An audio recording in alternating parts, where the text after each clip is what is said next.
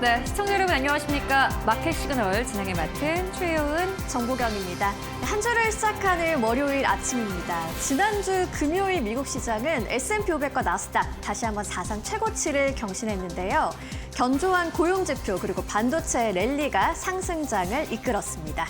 네, 뉴욕 증시만 좋았던 것뿐만이 아니라 한국 증시에 대한 기대감 다시 한번 가지고 갈 수 있을 것 같습니다. JP모건은 만약에 강세장이 지속된다면 코스피가 만선까지 오를 수 있다라고 전망을 한 상황이고 여기에 더불어서 이번 주는 굉장히 중요한 한 주가 될 것으로 보입니다. 미국과 중국 간의 정상회담이 예정이 되어 있는데 한국 시장에 또 다른 모멘텀이 되어줄 수 있을지 함께 체크해 보도록 하겠습니다. 네, 이번 한 주도 저희 마켓 시그널과 함께 하시죠. 시장에 있었던 이야기와 우리에게 보내는 시그널 바로 출발해 보도록 하겠습니다. 저와 함께 지난주 시장 분위기부터 살펴보러 가시죠. 네, 지난 한 주의 시장도 역시나 강세를 보였습니다. 다우지수가 소폭 올랐고요. 나스닥은 4.5% 강한 모습, S&P 500도 2.3% 오르면서 6주 연속 상승세를 이어가는 시장이었습니다. 섹터별로도 보시면 기술 섹터가 6% 넘게 올랐고요. 기본재료 3% 넘는 강세를 보였고 에너지 쪽으로는 5% 넘게 하락하는 모습까지 확인해 볼 수 있었습니다. 그렇다면 지난주 금요일 시장은 어떻게 마감을 했을까요? 마감 상황 한번 살펴보시죠. 먼저 다우지수가 0.02% 오르면서 강보합권에서 마감했고요. 나스닥의 강세가 상당했습니다. 1.71% 오르면서 사상 최초로 26,000선을 돌파하면서 종가 마감을 했고요. S&P 500도 0.84% 오르면서 다시 한번 나스닥과 S&P 500은 사상 최고치를 경신하는 지난주 금요일 미국 시장이었습니다. 이날 유가의 움직임도 한번 확인을 해보시죠. WTI와 브렌트유가 이날은 크게 움직이지는 않았습니다. WTI가 0.64% 오르면서 95달러 선이었고요. 브렌트유는 여전히 100달러 선 위에 있습니다. 1% 넘게 오르는 모습까지 확인해 볼 수 있겠습니다. 이날 유가가 움직이긴 했지만 시장은 고용지표 그리고 반도체 랠리에 조금 더 강하게 반응을 했는데요. 시장에 있었던 이슈들은 어떤 게 있었는지 마켓 무버 이슈로 만나보도록 하겠습니다. AI 반도체 폭등 속에서 버블에 대한 경고감까지 나왔습니다. 하지만 나스닥은 처음으로 26,000선을 돌파했는데요. 이 이야기 자세하게 한번 살펴보시죠. 지난 금요일 시장입니다. AI와 반도체 쪽으로 랠리가 재점화되는 분위기가 있었는데요. 특히나 반도체주가 시장의 상승을 주도하다 보니 나스닥이 크게 오르는 모습이었습니다. 히트맵을 통해서도 강세를 넘어서 급등을 넘어서 폭등한 종목들까지 확인해 볼 수 있는데 어떤 종목들인지 조금 더 자세하게 한번 살펴보시죠. 먼저 마이크론이 15% 넘게 올랐고요. 샌디스크도 16% 넘게 오른 금요일이었습니다. 메모리 반도체 쪽으로 말 그대로 폭등이 나온 하루였는데 AI 서버와 데이터 센터의 수요 확대에 대한 기대감이 시장에는 반영이 되는 모습이었고요. 이날 인텔도 14% 가까이 급등을 했습니다. 인텔 같은 경우에는 애플과 관련해서 일부 기기용 칩 생산 초기 합의에 들어갔다는 보도에 영향을 받았고요. 시장 입장에서는 AI 그리고 파운드리에 대한 기대감이 다시 한번 커지는 모습이었습니다. 그리고 브로드컴도 4% 넘는 강세를 보인 하루였습니다. 브로드컴은 AI 인프라 확대를 위해서 350억 달러 규모의 자금 조달을 논의 중이라는 보도가 나왔는데요. 시장은 이를 AI 캐펙스를 확대하는 신호로 해석을 했습니다. 이렇게 반도체 랠리가 이어졌던 하루였는데 자세한 이야기를 조금 더 이어서 살펴보시죠. 자, 이런 배경으로 몇 가지 이야기를 한번 정리를 해봤습니다. 먼저 GPU뿐만이 아니고 CPU와 메모리까지 AI 수요가 확산되는 분위기가 최근 시장에 계속해서 이어져 오고 있는데요. 빅테크 기업들도 AI 인프라에 대한 투자를 지속하고 있습니다. 그리고 S&P 500 기업 중에 83%가 실적 발표에서 어닝 서프라이즈가 나오면서 실적도 이러한 랠리를 뒷받침해주는 모습입니다. 자, 최근 1년간 샌디스크, 마이크론, 인텔의 상승률을 봤더니 정말 어마어마한 수준이다라는 걸 알 수 있겠는데요. 하지만 이런 랠리 속에서 시장 안에서는 지금의 분위기가 상당히 과열이 됐다라는 논쟁도 나오고 있는 상황입니다. 그에 대한 이야기 어떤 사람들이 내놨을까요? 먼저 마이클 벌입니다. 지금의 버블 경고에 대한 확대가 좀 이어지고 있다라는 이야기를 내놨는데 현재 AI 랠리가 1999년부터 2000년까지 있었던 닷컴 버블의 말기와 유사하다라는 경고를 내놨고요. 최근 한 달간 필라델피아 반도체 지수가 약 40% 급등한 점을 지적을 했습니다. 여기에 AI 기대감만으로 현재 과도한 상승이 이어지고 있다라는 입장을 내놨는데요. 헤지펀드 매니저인 폴 튜더 존스도 비슷한 입장이었습니다. AI 랠리가 더 갈 수는 있지만 이후에 조정폭이 클 수도 있다라는 이야기였고요. 하지만 월스트리트저널은 좀 다소 다른 분위기의 이야기를 내놓기도 했습니다. 닷컴 버블과 달리 지금은 실제로 이익이 존재한다라는 진단이고요. AI 수요와 실적의 성장세가 현재 주가 상승을 뒷받침해주고 있다라는 입장입니다. 결국 금요일 시장에서는 AI 투자 확대에 대한 기대감으로 반도체 랠리가 폭발했고요. 하지만 동시에 월가에서는 버블 논쟁도 본격화되고 있다라고 정리해 볼 수 있겠습니다. 금요일 날 고용지표도 발표가 됐는데 시장의 예상치를 상당히 웃돌게 나왔습니다. 경기 침체에 대한 우려를 눌러주는 이야기가 됐는데요. 어떤 이야기인지 자세하게 살펴보시죠. 미국의 4월 비농업 부문 고용 발표가 됐습니다. 11만 5천 명이 증가한 것으로 나왔는데요. 시장의 예상치는 5만 5천 명의 증가였습니다. 2배를 뛰어넘게 크게 상회를 하는 모습이었고요. 이날 실업률도 같이 나왔는데 4.3% 수준으로 유지가 됐습니다. 시장의 예상과 부합하는 수준이었고요. 이 두 가지 지표를 통해서 시장은 노동시장의 견조한 흐름을 확인했습니다. 결국 경기 침체에 대한 우려감이 다소 완화되면서 위험 자산을 선호하는 심리 회복되는 모습이었고요. 이날 기술주와 반도체 랠리의 배경이 됐습니다. 그런데 이 지표가 또 중요했던 게 최근에 시장에는 소비 심리가 악화되는 것에 대한 우려감이 지속되고 있었습니다. 경기 둔화와 침체 가능성이 제기돼 왔는데 이런 최근의 우려와 상당히 대비가 되는 고용 지표였고요. 그래서 시장이 이번에 이 지표에 더 크게 반응을 하는 모습이었습니다. 결국 시장의 해석은 고용이 무너지지 않는 한 미국 경제의 급락 가능성은 제한적이라고 다소 긍정적으로 해석을 했고요. 이 해석에 힘을 보태주는 월가의 평가도 하나 가져와 봤습니다. 노스라이트 자산운용의 크리스 자카렐리가 한 얘긴데요. 경제는 비관론자들의 예상보다 훨씬 양호하다라면서 노동시장이 여러 역풍 속에서도 견조하다는 걸 다시 한번 확인해 줬습니다. 결국 이날 강하게 나온 고용 지표가 미국 경제 생각보다 탄탄하다라는 신호를 다시 한번 확인하게 해줬고요. 위험 선호 심리를 키우는 흐름으로 이어졌던 하루였습니다.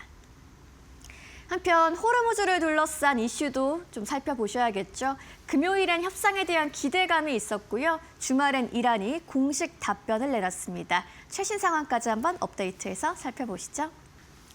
미국과 이란 종전 협상에 대한 기대감이 부각되고 있던 금요일이었습니다. 시장은 확전이 제한될 가능성에 조금 더 주목을 하는 모습이었고요. 이날 유가는 앞서 살펴보신 것처럼 소폭 올랐지만 증시의 충격은 다소 제한적이었습니다. 지정학적인 리스크보다는 앞서 말씀드렸던 AI의 랠리 그리고 고용 쪽으로 시장은 더 반응을 했던 거고요. 한편 주말 사이에 업데이트된 내용도 좀 정리를 해봤는데요. 이란의 국영 IRNA 통신의 보도가 있었습니다. 이란이 파키스탄 중재자를 통해서 미국의 종전안에 대한 공식 답변을 전달했다는 거고요. 여기에 핵심 내용은 역시나 호르무즈 해협의 정상화 그리고 항행의 안전을 확보하는 데 있습니다. 미국의 제안은 호르무즈 통행 제한 해제와 관련해서 14개 조항을 거론했다고 알려져 있죠. 하지만 이 긴장감은 여전히 지속이 되고 있는 분위기입니다. 페르시아만에 드론 공격이 발생했다는 보도도 전해졌고요.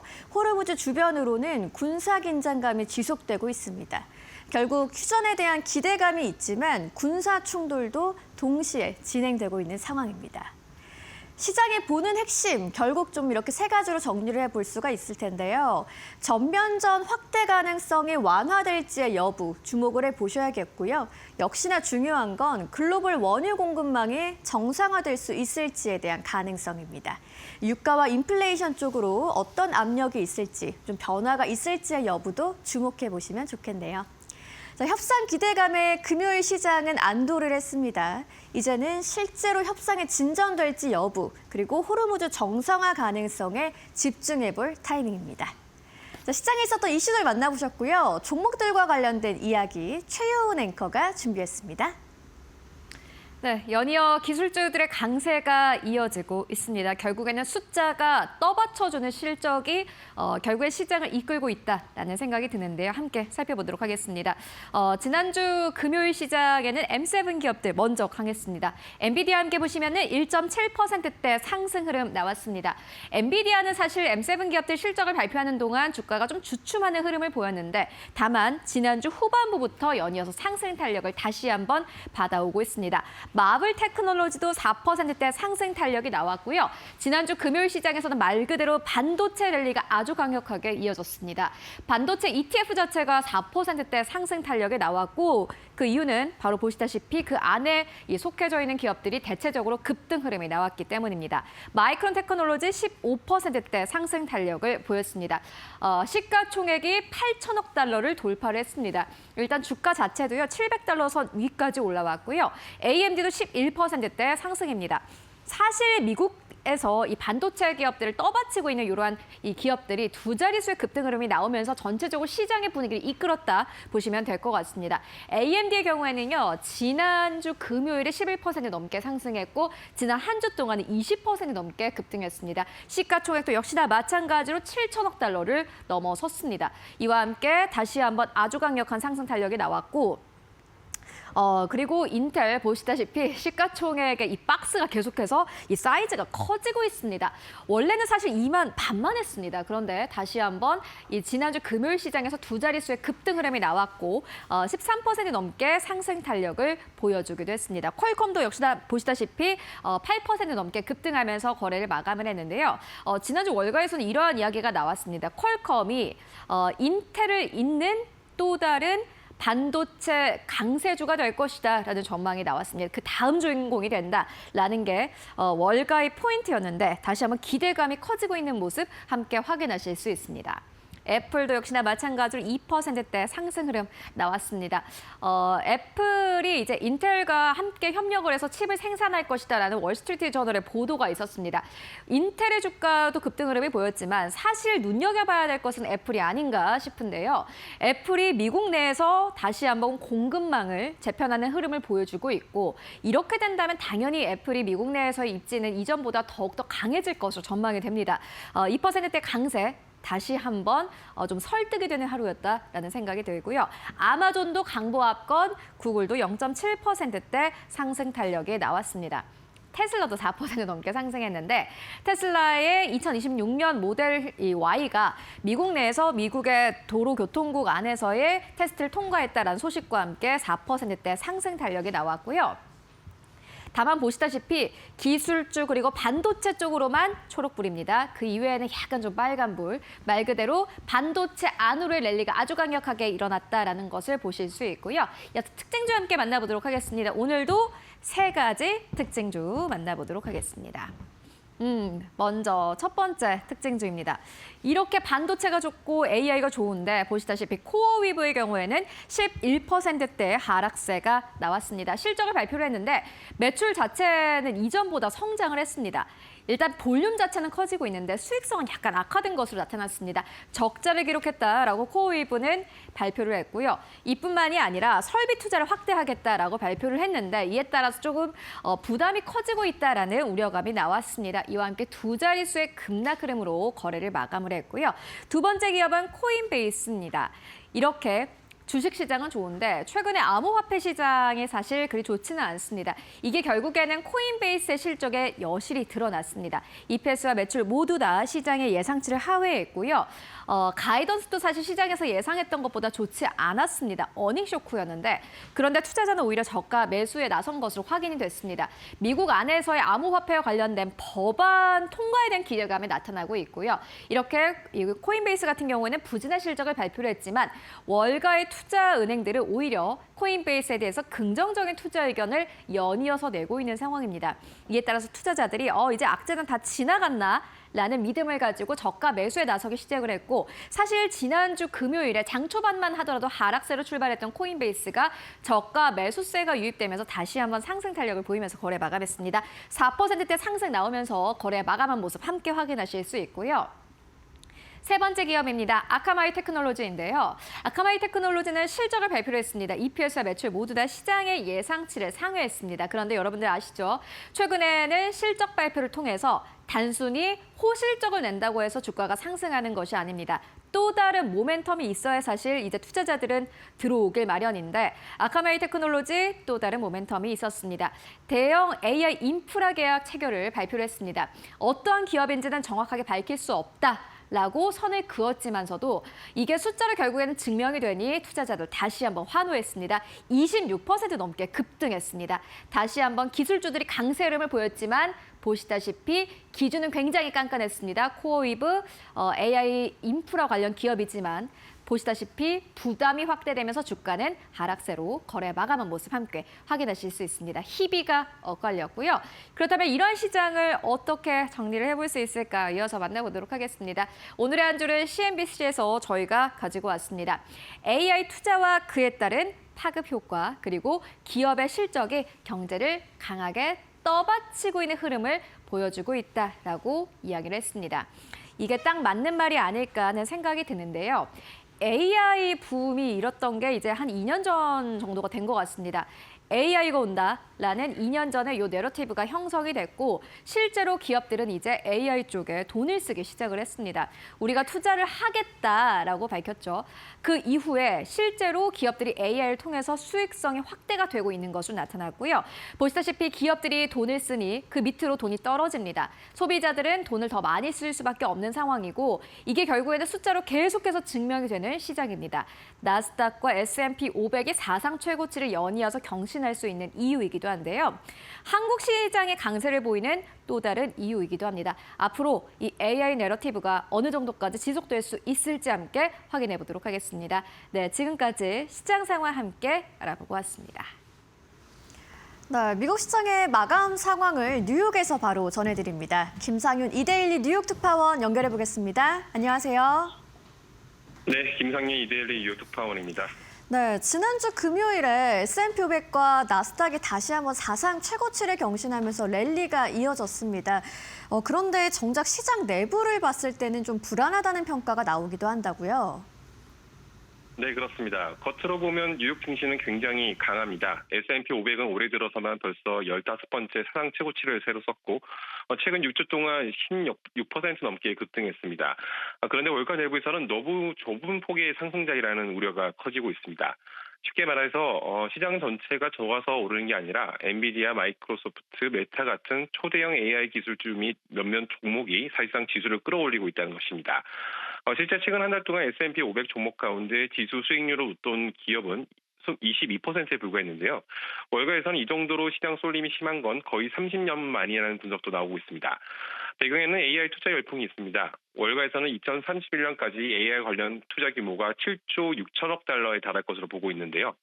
기업들이 데이터 센터와 반도체 전력 인프라에 막대한 돈을 쏟아붓고 있고 시장도 AI 투자 사이클은 아직 끝나지 않았다는 기대감으로 움직이고 있습니다. 다만 문제는 실물 경제와 금융시장의 온도 차이입니다. 중동 전쟁 장기화로 국제 유가가 여전히 배럴당 100달러 안팎에서 움직이고 있고 미국 가계는 휘발유 값과 식료품 가격 그리고 대출 부담에 계속 압박을 받고 있습니다. 이런 이유로 채권 시장은 여전히 조심스러운 움직임을 보이고 있습니다. 10년물 국채 금리가 4.3%대에 머물면서 시장에 긴장감을 주고 있습니다. 결국 지금 월간의 AI 낙관론과 고유가 고금리 전쟁 리스크 사이에서 외줄타기를 하는 모습이라고 볼 수 있습니다. 특히 이번 주 발표될 미국 소비자 물가지수가 시장 분위기를 좌우할 핵심 변수로 꼽히고 있습니다. 네, 사상 최고치 랠리에도 불구하고 이 상승장의 폭이 너무 좁다라는 월가의 우려가 이해가 되는 부분입니다. 다만 그럼에도 미국 경제 여전히 탄탄하다는 신호도 함께 나오고 있는 것 같은데요. 고용 지표도 시장의 예상치를 웃돌면서 예상보다 안정적인 흐름을 보이고 있네요. 네, 그렇습니다. 사실 지금 미국 경제를 보면 월가가 놀랄 정도로 버티고 있다는 표현이 맞을 것 같습니다. 특히 가장 상징적인 게 고용시장인데요. 미국은 4월 비농업 고용이 11만 5천 명 증가하면서 시장 예상치를 크게 웃돌았고 실업률도 4.3%로 여전히 낮은 수준을 기록하고 있습니다. 2달 연속 예상보다 강한 고용 증가세가 나온 겁니다. 원래 시장에서는 이란 전쟁 이후 유가가 급등하면서 미국 경제가 빠르게 둔화될 것이라고 봤습니다. 기름값이 오르면 물가가 다시 뛰고 소비가 줄고 기업들도 채용과 투자를 줄일 것이라는 논리였는데요. 실제로 휘발유 가격과 생활비 부담은 커졌지만 미국 경제는 예상보다 훨씬 견조한 흐름을 이어가고 있습니다. 핵심 배경은 두 가지가 꼽힙니다. 우선 AI 투자입니다. 기업들이 지금 투자하지 않으면 뒤처진다는 위기감 속에 데이터 센터와 반도체, 전력, 인프라 투자에 막대한 돈을 쏟아붓고 있다는 분석입니다. 이게 미국 경제의 새로운 성장 엔진 역할을 하고 있다는 것이죠. 또 하나는 기업의 실적입니다. S&P 500 기업들의 1분기 이익률이 사상 최고 수준에 근접했다는 분석까지 나오고 있습니다. 기업들이 높은 수익성을 바탕으로 관세 부담과 고유가 충격을 상당 부분 흡수하고 있다는 것입니다. 그러다 보니 대규모 해고 없이 고용을 유지하고 다시 투자를 늘리는 선순환 구조가 이어지고 있습니다. 실제로 외국에서는 경제가 예상보다 훨씬 강하다는 평가가 나옵니다. 고유가와 끈질긴 인플레이션, 고금리라는 악재 속에서도 고용은 늘고 GDP는 성장하고 기업 이익도 빠르게 증가하고 있습니다. 다만 안심하기는 아직 이르다는 경고도 있습니다. 유가 상승 영향이 아직 경제 전반에 완전히 반영되지 않았다는 분석이 있습니다. 특히 중산층과 저소득층의 소비 여력이 여름 이후 빠르는 우려가 나오고 있고요. 최근 고용 채용 공고 감소 등을 감안하면 잘 어렵다는 시각도 네, 예상보다 견조하게 버텨주는 경기의 배경에 AI 투자와 기업 실적이 있다는 말씀으로 정리가 되겠습니다. 한편 이번 주 미중 정상회담도 상당히 투자들이 관심을 크게 갖고 있는 이벤트인데요. 특별히 좀 기대해봐야 될 부분 어떤 게 있을까요? 네, 사실 이번 미중 정상회담은 단순한 외교 이벤트라기보다는 지금 글로벌 금융시장의 가장 가운데 하나를 좌우할 변수로 평가받고 있습니다. 시장이 크게 세 가지로 보고 있습니다. 우선 가장 중요한 것은 무역과 관세 문제입니다. 또 중국산 제품에 대한 추가 압박 가능성이 중국 역시 히트류와 핵심 공급망 카드를 쥐고 있습니다. 그런데 최근 미국 법원이 트럼프 행정부의 10% 글로벌 관세에 제동을 걸면서 백악관 입장에서는 중국과의 협상 필요성이 더 커졌다는 분석이 나옵니다. 이번 회담에서 양측이 최소한 추가 충돌을 피하겠다는 신호를 내놓기 과 AI 문제입니다. 지금 미국 증시를 끌어올리는 핵심 동력이 AI인데요. 결국 AI 산업은 완전히 분리 반도체, 배터리, 전력 장비 등 곳곳에서 중국 의존도가 남아있기 때문입니다. 특히 엔비디아와 애플 같은 빅테크 기업들은 미중 관계를 가장 경계하고 있습니다. 투자자들은 이번 회담이 최소한 기술 산업 분야의 긴장 완화 계기가 될 수 있을지 주목하고 있습니다. 마지막으로는 중동 문제입니다. 지금 미국 경제와 시장의 가장 큰 부담은 결국 유가죠. 트럼프 대통령 입장에서도 CPI 발표를 앞두고 인플레이션 부담이 상당한 상황인데요. 중국 역시 원유 수입 의존도가 높은 만큼 호르무즈 해협 정부 완성에는 이해관계가 맞아떨어지는 측면이 있습니다. 그래서 시장 일각에서는 이번 회담에서 중동 안정과 에너지 공급 문제도 비공식적으로 논의될 가능성을 보고 있습니다. 다만 시장 기대가 너무 크다는 것은 변수로 꼽힙니다. 지금 미국 증시는 AI 낙관론과 경기 회복 진행하고 있습니다. 만약 회담 이후 구체적인 합의 없이 원론적인 수준에 그치거나 오히려 대만 반도체 관세 문제에서 갈등이 부각될 경우 시장 변동성이 다시 커질 가능성도 있습니다. 네, 알겠습니다. 오늘 말씀 여기까지 듣도록 하겠습니다. 지금까지 김상윤 이데일리 뉴욕 특파원이었습니다. 감사합니다. 네, 감사합니다. 네, 이번 주 미중 정상회담에서 무역과 관세, 그리고 공급망과 AI, 중동 문제까지 좀 다양한 이벤트들을 염두에 두셔야겠습니다. 통화 품질이 다소 고르지 못했던 점 시청자분들의 양해 말씀 부탁드립니다.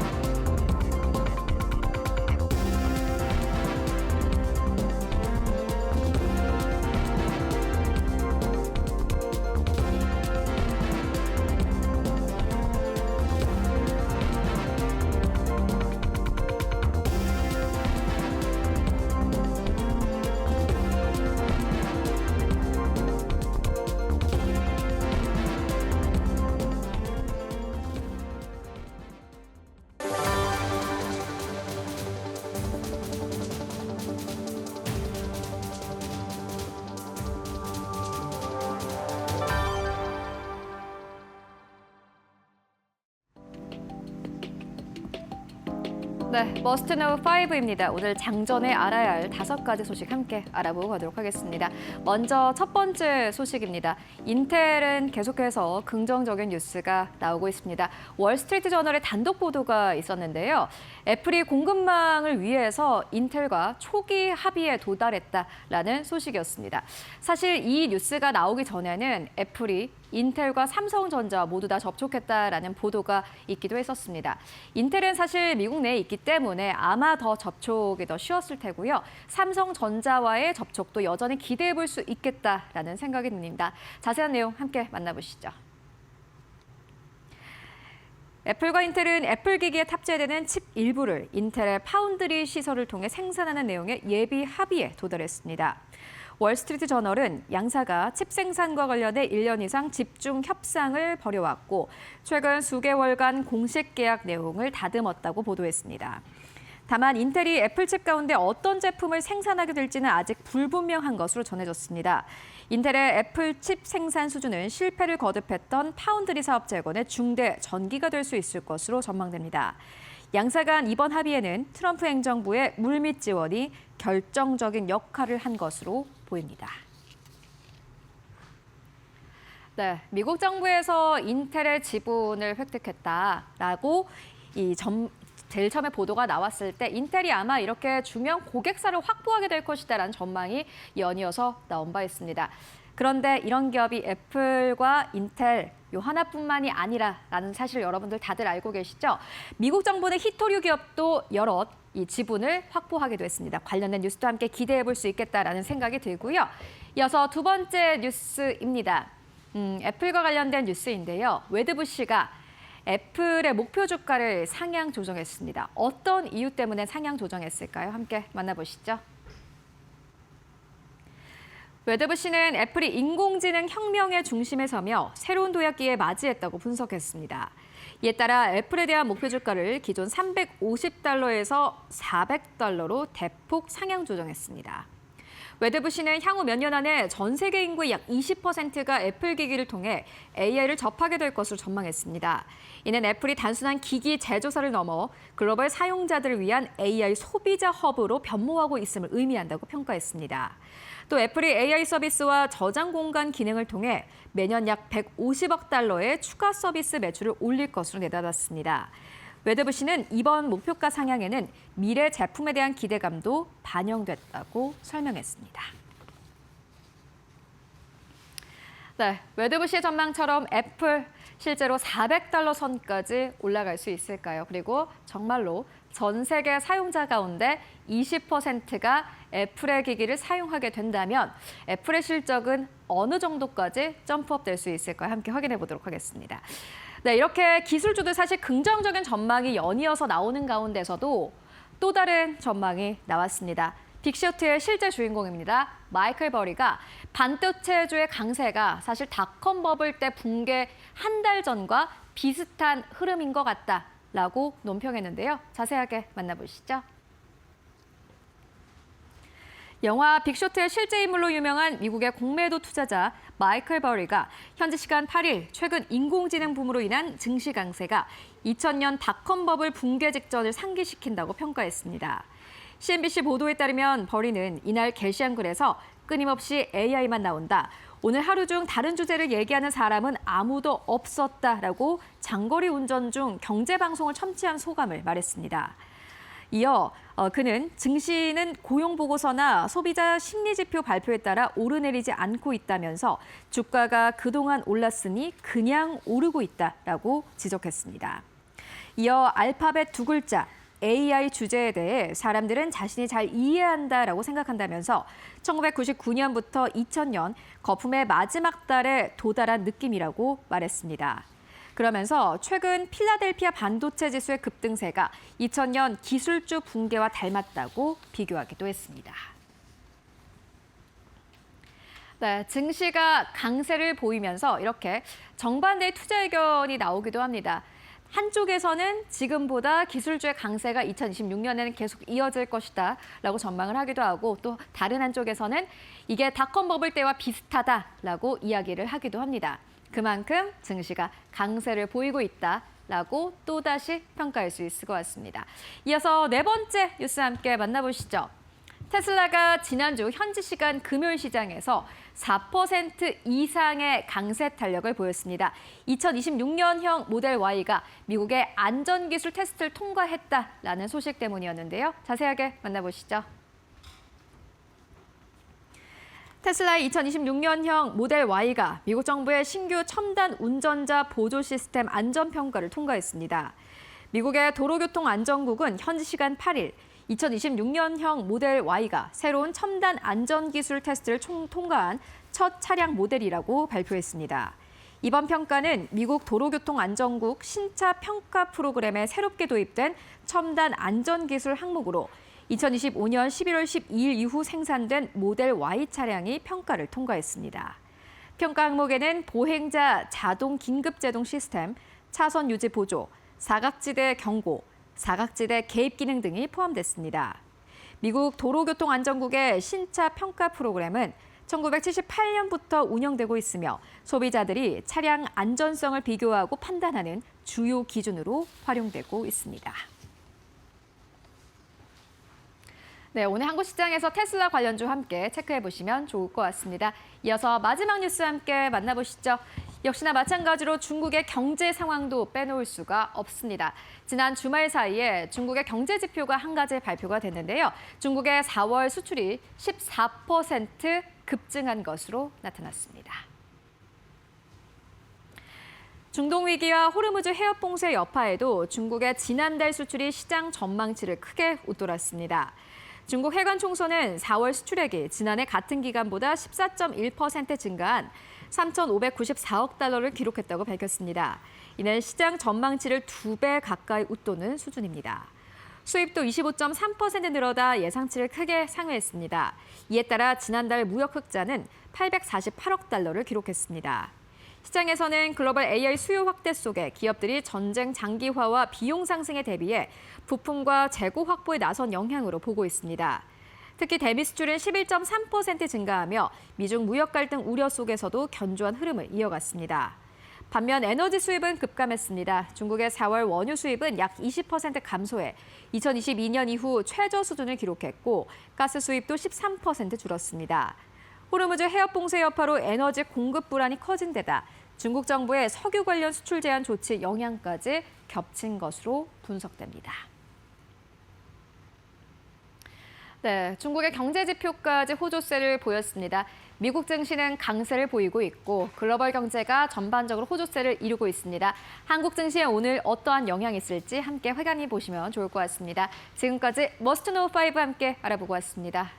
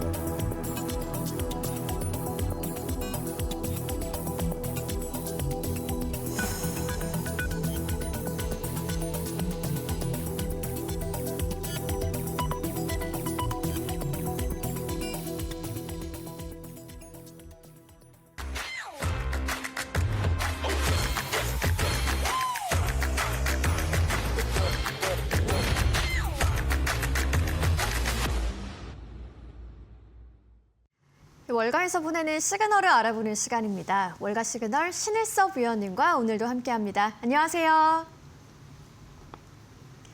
네, 지난 금요일 시장 마감 상황부터 한번 짧게 짚어보도록 하겠습니다. AI와 반도체의 강세가 시장을 견인했다고 볼 수 있는 하루였습니다. 나스닥과 S&P 500 다시 한번 사상 최고치를 경신했는데 시장 상황 위원님께서는 좀 어떻게 보셨나요? 근데 매일매일 그 데자뷰를 보는 듯한 오늘 일이었나 어제 일이었나 지금 마이클 버리가 뭐 매일 AI 얘기가 나온다는데 네. 매일 마이크론 테크놀로지랑 샌디스크가 상승을 하면서 과연 차세대 엔비디아는 누구인가에 대한 화두를 던지고 있습니다. 네, 오늘 짧게 정리를 해주셨네요. 그러면 월간 시그널 키워드로 먼저 확인을 해보시죠.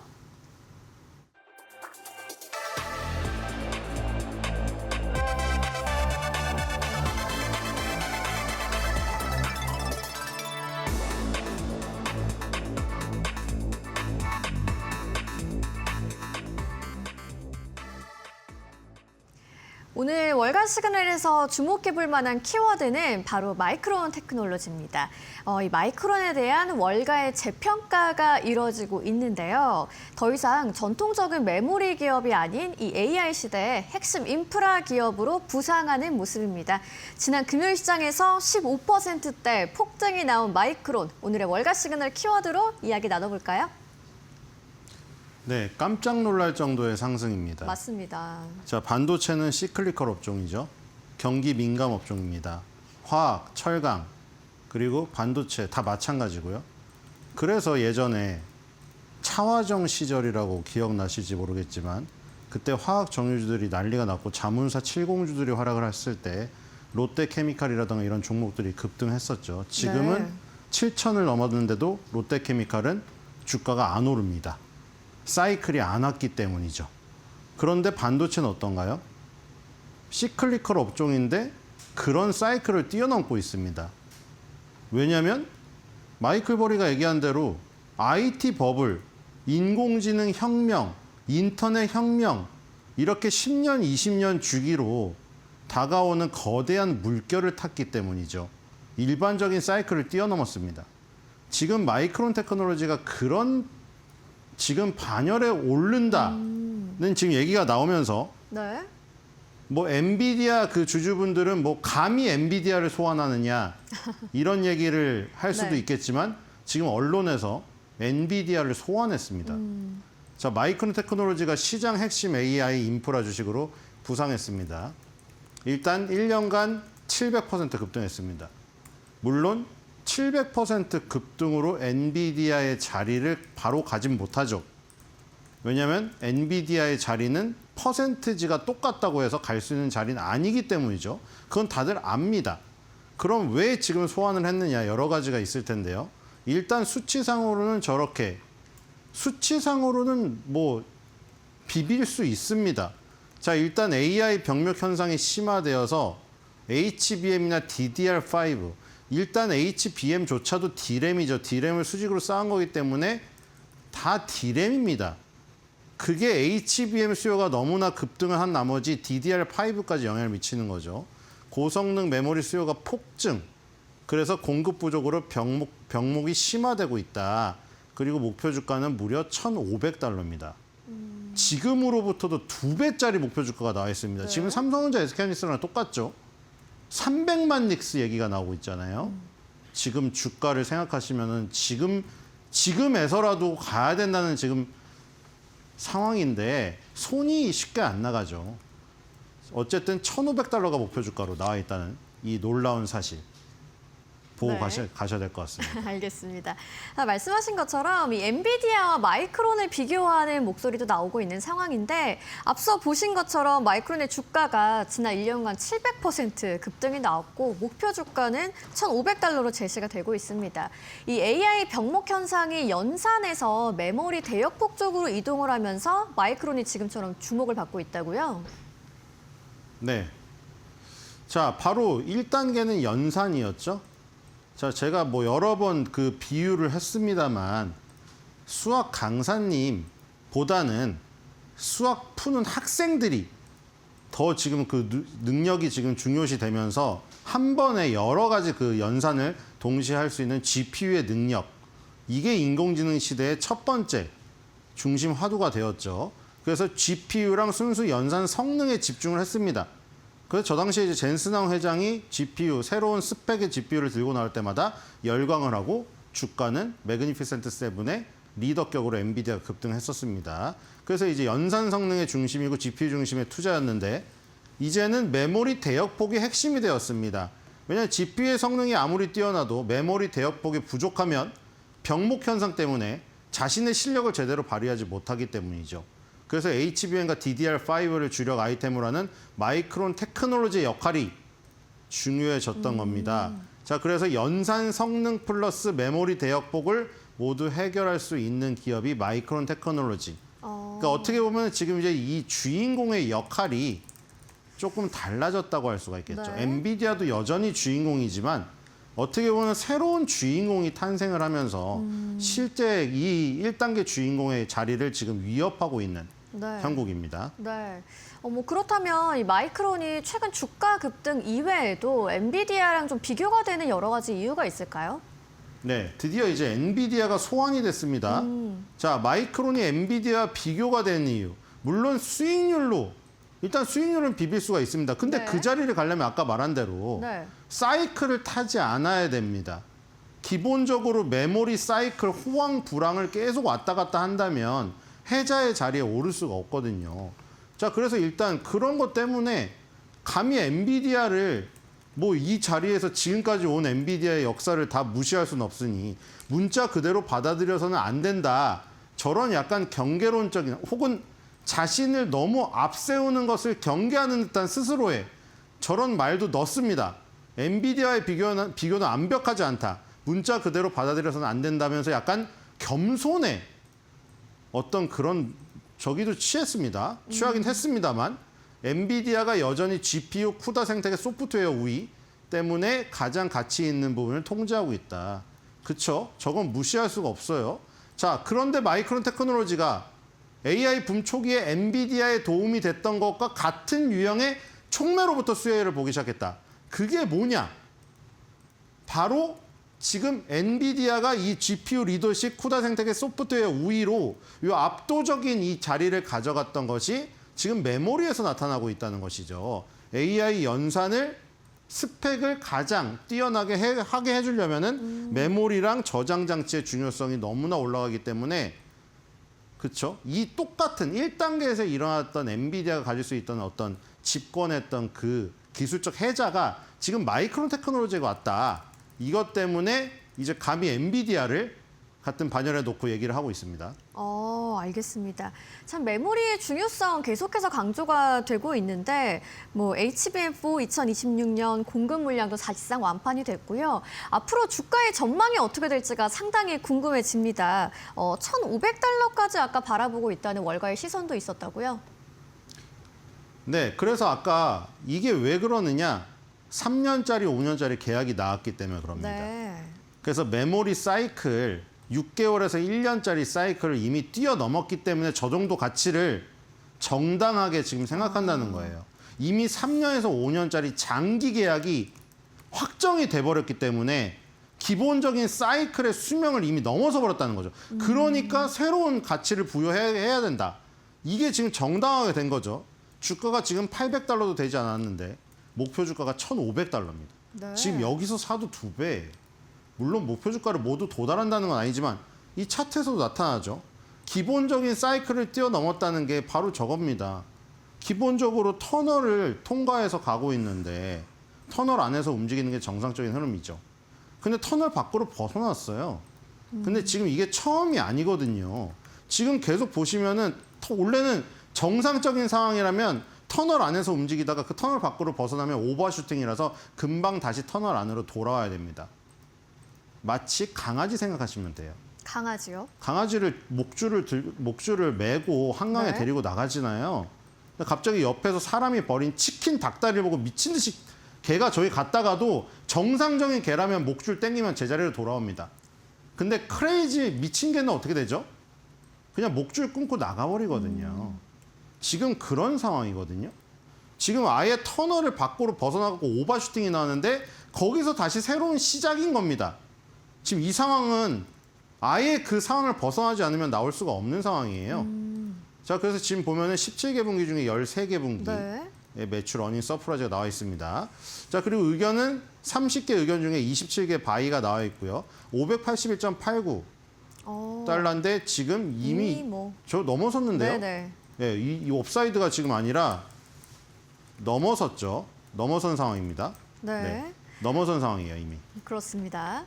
자, AI 고객사들은 마이크론과 3년에서 5년 단위의 이제 장기 선점 계약을 체결하는 중이고요. 뭐 월가에서는 이미 목표 주가를 넘어선 상황입니다. EPS가 75달러에서 100달러 선으로 유지가 될 경우 1,500달러까지도 갈 수 있다는 시나리오가 제기가 되고 있는 상황인데 그렇다면 우리 시장에서 좀 반도체 기업들로의 어떤 시그널이 있을지 궁금해집니다. 네, 우리나라도 마이크론 테크놀로지는 같이 움직일 수밖에 없죠. 그렇죠. SK하이닉스, 삼성전자, 마이크론 테크놀로지는 그냥 같은 궤를 같이 하는 종목이라고 보시면 될 것 같습니다. 네. 요즘에 인스타 보니까 이재용 회장님한테 감사하다고 선물 받았다고 릴스 올리시는 분들이 많더라고요. 제가 뭔가 했더니 다들 삼성전자 이익 실현하셔가지고 명품 사시는 릴스더라고요. 아, 그러니까 지금 그 정도란 얘기예요. 지금 수익을 엄청나게 개인 투자자들이 보셨거든요. 그리고 일부 이익 실현하여서 명품도 사고 부동산도 사시고 하시는데 지금도 제 생각에는 늦지가 않았습니다. 지금 아까 전에 말씀드린 대로 우리가 기본적인 호흡으로 가져가는 메모리 사이클이 이미 넘어섰어요. 3년에서 5년짜리 장기 계약이 나오고 있기 때문에 아까 말한 대로 20년, 10년마다 오는 이런 큰 사이클이 지금 도래를 했기 때문에 기본적인 호흡 이상으로 길게 가져가야 된다. 이런 생각이 듭니다. 그리고 강도도 셀 겁니다. 그렇기 때문에 마이크론 테크놀로지가 1,500달러 목표 주가가 나왔다는 거는 네. 그 자리에서 1, 2위를 차지하고 있는 SK하이닉스, 삼성전자는 어디까지 갈 것인가 한번 우리가 가늠해 봐야 될 시점이 아닌가 이런 생각이 듭니다. 알겠습니다. 마이크론 테크놀로지 지난주 금요일 시장에서 정말 폭등세가 나왔고요. 목표 주가는 1,500달러까지도 제시가 되고 있는 상황입니다. 우리 시장에서는 삼성전자, SK하이닉스로의 굿 시그널 당연히 기대가 되실 수밖에 없겠죠. 오늘 시장에서도 흐름 한번 체크해 보시면 좋겠습니다. 오늘도 신일섭 위원님과 함께했습니다. 좋은 말씀 고맙습니다.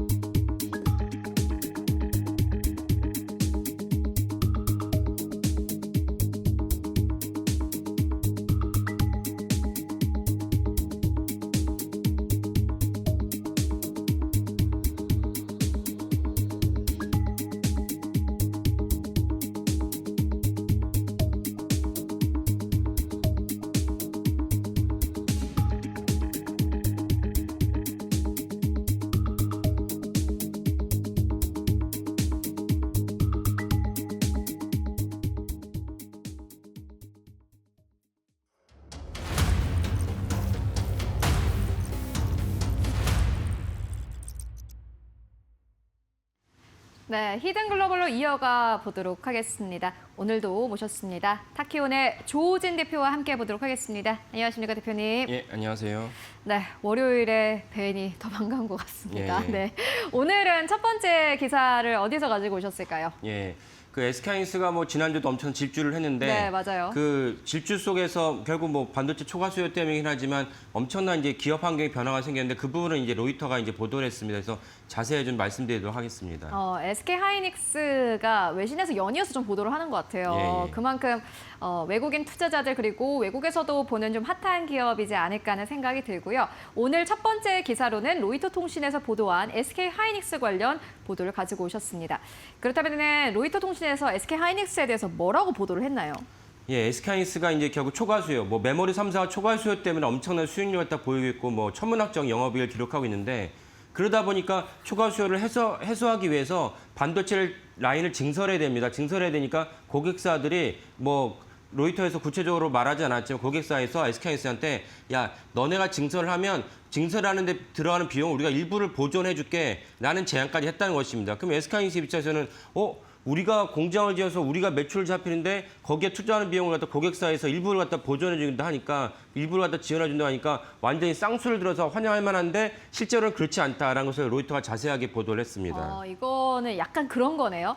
뭐 예를 들면은 횟집이 되게 잘 돼요.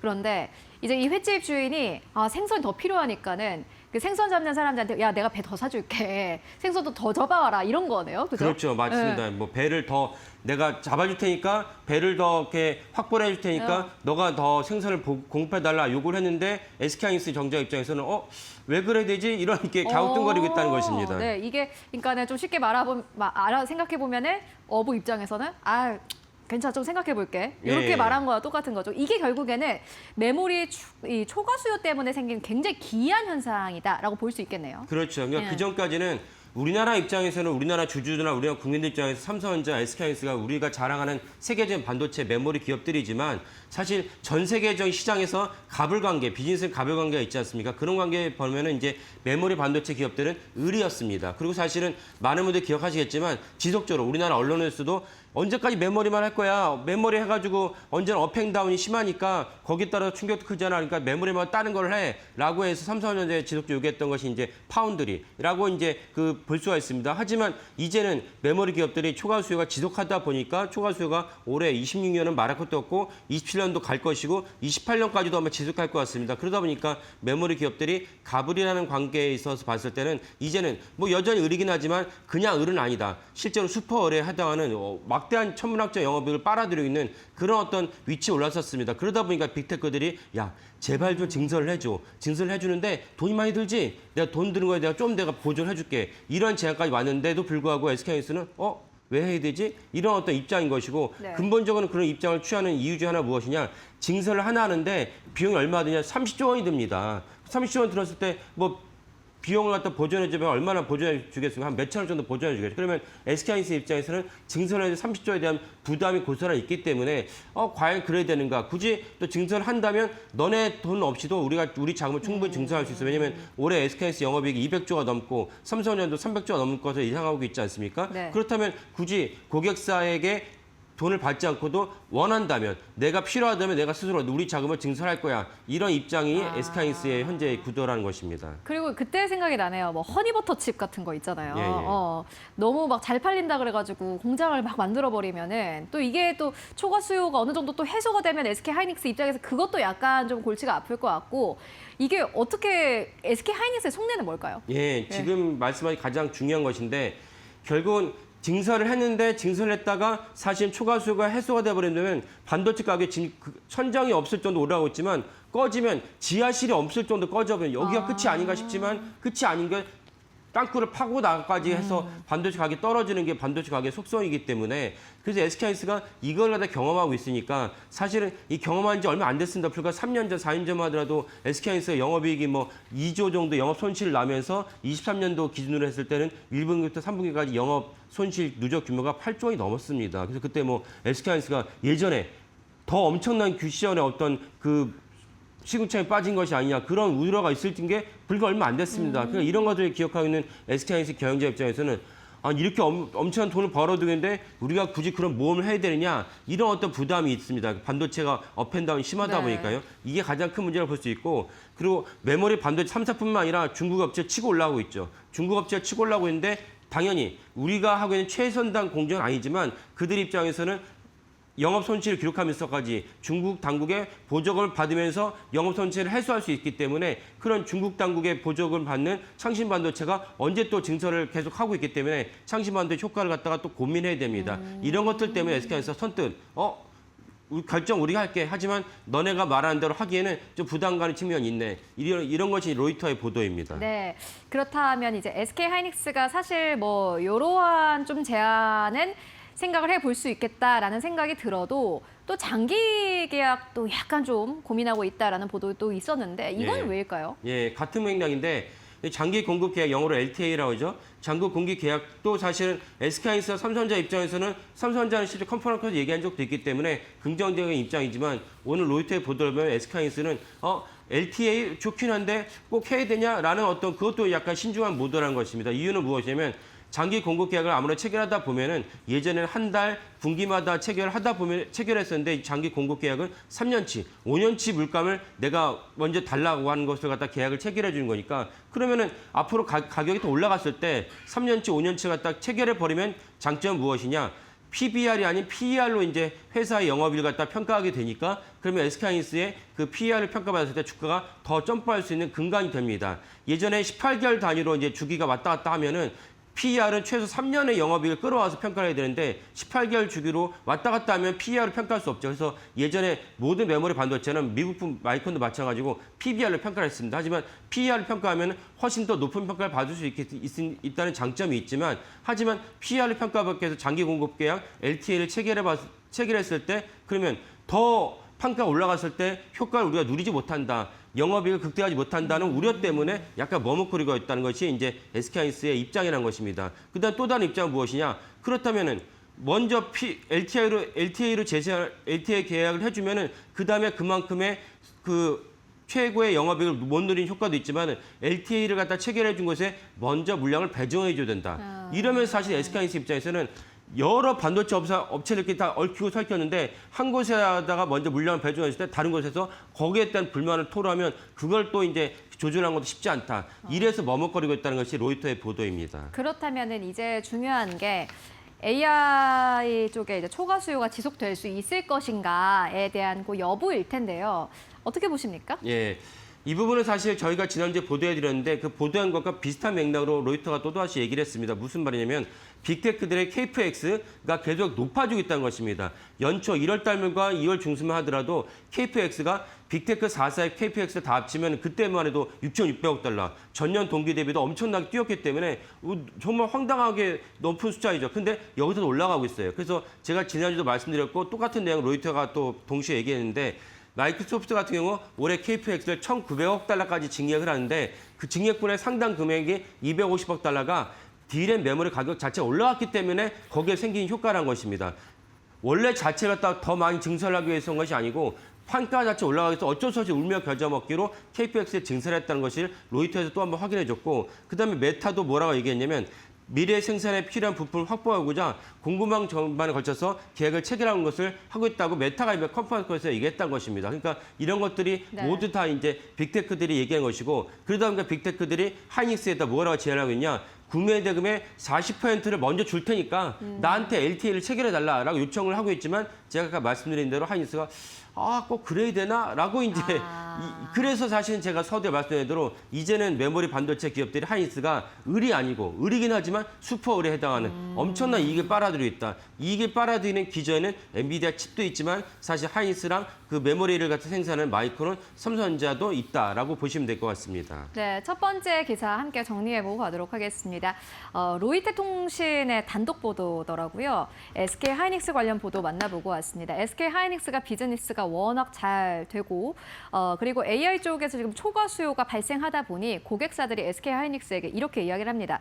야, 우리가 돈을 대줄게. 너네 공장을 조금 더 만들어보는 것이 어떻겠냐라고 이야기를 한 거고 근데 SK 하이닉스 측에서는 좀 생각을 해보겠다. 우리가 여기서 너네 돈을 받게 된다면은 그 다음에는 또 어떻게 또 이게 또 갑과 을의 관계가 약간 또 바뀔 수 있기 때문에 SK하이닉스가 이에 대해서 고심하고 있다라는 단독 보도 함께 만나보고 왔습니다. 이어서 두 번째 기사도 함께 만나보도록 하겠습니다. 대표님, 두 번째 기사는 어디서 가져오셨어요? 예, 익스체인지 모니터라고 이제 투자 관련 전문 매체인데 네. 여기서 우리나라 두산 에너비티에 필요한 어떤 원전 용량 확대에 대한 그 심층 보도를 갖다가 했습니다. 네, 익스체인지 모니터에서 보도한 내용입니다. 그렇다면은 두산 에너빌리티에 대해서 어떻게 보도를 했나요? 예. 그러니까 미국이 트럼프 대통령이 친원전 대통령으로 엄청난 이제 그 정책을 잇따라 발표하고 있는데 그래서 트럼프 대통령이 말한 대로 지금보다도 2050년에 200기가와트, 지금보다도 200기가와트를 늘린다면 네. 원전 모든 체인이 아니고 적어도 공급망이 있어서는 건 뭐냐? 원전 발전을 필요한 앞 단계, 원전 발전이 끝난 후단계라고 하면 우리 사용 후 핵 재처리를 말합니다. 네. 이런 공급망에서만 있어서 한 255 정도의 자금을 투입해야 된다는 맥킨지 보도를 가져오면서 이 글로벌 익스체인지 모니터가 이제 발표를 했습니다. 그래서 그 부분을 자세하게 말씀드리도록 하겠습니다. 네, 원전 공급망이 구체적으로 어떠한 분야입니까? 예. 그 원전을 하려면 우라늄이 있어야 되는데 우라늄은 당연히 이제 채굴을 해야 되니까 광산에 채굴을 해야 되고 거기에 적절하게 한 20% 정도 농축을 해야 됩니다. 그래서 농축에 한 게 전 단계 그 공급망이 있고 그다음에 실제 발전한 다음에 그다음에 또 이제 그 어떻게 보면 쓰레기라 할 수 있지만 쓰레기지만 아주 고부가치 쓰레기입니다. 그래서 사용 후 재처리를 하거나 또 이제 일반 민간인들이 두려워하지 않을 정도로 어느 정도 보안 시설을 해야 되기 때문에 이런 후처리가 필요합니다. 그래서 발전을 전 단계, 후 단계를 갖다 합쳐가지고 이제 공급망을 해야 되는데 이것이 또 필요합니다. 이것을 갖다가 제대로 하지 않으면 원전 발전을 제대로 할 수 없는 그런 상황이고 참고로 우리나라도 이제 농축 우라늄이 필요한데 아무리 우리가 미국의 우방 국가이긴 하지만 미국이 절대 못하게 합니다. 그래서 전량 농축 우라늄을 한 프랑스나 러시아나 중국에서 우리가 가져와서 우리나라 원전 발전에 쓰고 있습니다. 이 정도 농축 우라늄이 중요하지만 우리가 실제로 하지 못하고 있다라고 보시면 되겠습니다. 네, 그렇다면은 이제 이 우라늄과 관련해가지고 이게 운반도 관련도 있잖아요. 어떻게 보십니까? 예. 그래서 두산 에너비티와 관련된 분야 어디냐? 농축은 하지 못하지만 농축 이후에 어떤 그 발전 이후 후단계에 있어서 그 후철에서 캐스크라는 용기를 갖다가 두산 에너비티가 독자적으로 국산한 적이 있습니다. 이 분야가 또 중요한 것이 무엇이냐면 아까 말씀드린 대로 SMR이 지금 대세 아닙니까? 그러면 네. SMR에도 반드시 이 캐스크가 필요한데 두산 에너비티가 21년도에 독자적으로 국산했습니다. 그러면 SMR에서 두산 에너비티가 엄청난 물량을 갖다 차공자에 증설하고 있는데 그렇다면 미국에서 SMR을 지을 때 우리가 보통 생각했던 건 무엇이냐? SMR의 원자로만 우리가 생각하고 있고 원자로를 갖다 두산 에너비티가 납품하는 것만 생각하고 있지만 오늘 말씀드린 거기에 필요한 공급망에서도 두산 에너비티가 독특하게 이제 뭔가 또 하나 이제 매출을 올릴 수 있는 여지를 갖고 있다라고 보시면 될 것 같습니다. 네, 그렇다면 이제 두산 에너빌리티가 캐스크 안에서의 뭐 기술력 그리고 뭐 고객사 그런 것도 궁금합니다. 함께 좀 들어보도록 하겠습니다. 예. 두산 에너비티가 실제적으로 이제 캐스크를 갖다 국산한 다음에 매출을 올린 적이 있습니다. 대표적으로 뉴스케일에 지분 투자를 했지만 본격적으로 원전 발전이 이루어진다면 두산 에너비티가 뉴스케일의 원자로뿐만 아니라 캐스크도 동시에 수주할 가능성이 높고 심지어 아까 말씀드린 프랑스 원자력기업 오르아노가 미국에서 이제 그 SMR과 관련된 것 사업을 할 때 거기 캐스크가 필요합니다. 거기에 이제 두산 에너비티가 캐스크를 이미 21년에 납품한 적이 있습니다. 그런 관점에서 국산을 이미 했지만 거기서 국산에 멈추지 않고 실제 고객을 통해서 매출이 일어나고 있다. 그렇다면 오늘 말씀드린 맥킨지 보고서에 따르면 255여지에 대한 엄청난 전 단계, 후 단계에 필요한 공정 중에서 일부를 두산 에너비티가 차지할 수 있다라고 볼 수가 있겠습니다. 네, 알겠습니다. 두산 에너빌리티가 또 이제 기술을 가진 기업이니만큼 시장 안에서 다시 한번 입지를 다질 수 있다라는 보도 만나보고 왔는데요. 두산 에너빌리티의 주가까지 함께 기대해 보도록 하겠습니다. 네, 오늘 히든글로벌 조우진 대표와 함께 이야기 나눠봤습니다. 말씀 고맙습니다. 네, 감사합니다.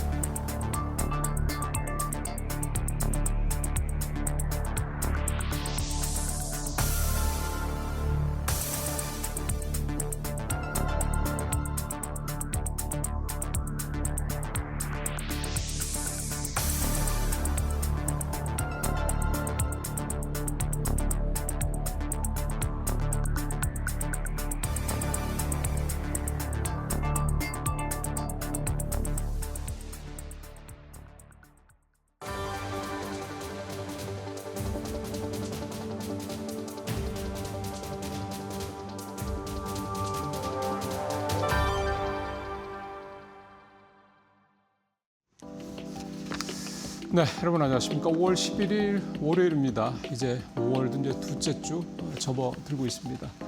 자, 오늘 또 이데일리 신문에서 시장과 관련돼서 좀 관심 있게 볼 만한 기사 네 꼭지 준비해봤습니다. 첫 번째 주간지 전망인데요. 8,000피와 숨고르기 갈림길 제목이요. 인플레 우려 3전 파업 변수 이렇게 좀 나와 있습니다. 3전 파업, 삼성전자 파업은 하더라도 다음 주여서 뭐 당장 이번 주에 큰 변수로서 작용할지 여부는 좀 미지수고요. 인플레 우려는 이번 주에 나오는 미국의 이 CPI 요거가 이제 아무래도 이제 본격적으로 이제 이란 전쟁에 따른 국제 유가 상승, 그거에 따른 미국 내 기름값 상승 그 여파가 지금 뭐 미국의 인플레를 자꾸 이제 밀어 올리는 그런 압박 요인으로 작용하고 있는 거죠.